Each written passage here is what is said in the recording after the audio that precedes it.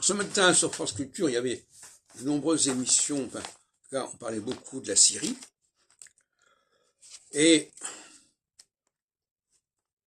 on parlait de sa réintégration. On parlait du fait que, aujourd'hui d'ailleurs, il y a un représentant de la Syrie qui va figurer dans la conférence de la Ligue arabe. Et cette idée de réintégration est typiquement dans l'esprit de la phase équinoxiale.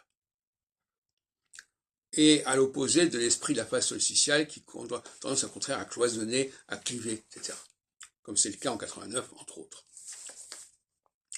Donc nous sommes dans un temps de dépassement des différences, de dépassement même des frontières, ce qui nous rappelle d'ailleurs le printemps arabe en 2011, et ou qui nous rappelle aussi la création de la communauté charbon-acier en 1954, etc., etc. Et donc, le milieu astrologique doit être également en phase avec cette question-là, et c'est ce qui s'est passé d'ailleurs avec la création des fédérations,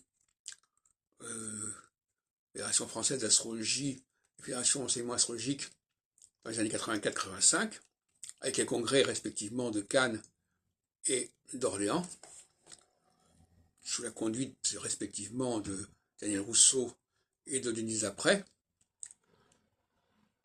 Et donc,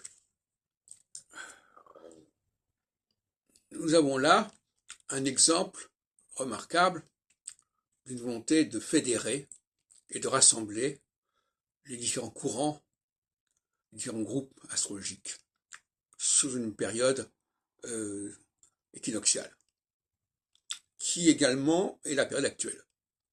Donc il faut prévoir, normalement, je ne sais pas comment, il faudrait prévoir un dépassement de problèmes, d'anathèmes, de rejets, d'exclusions dans le milieu astrologique, qui ne font qu'affaiblir celui-ci, et qui étaient de mise en phase solsticiale, et qui ne le sont plus en phase équinoxiale.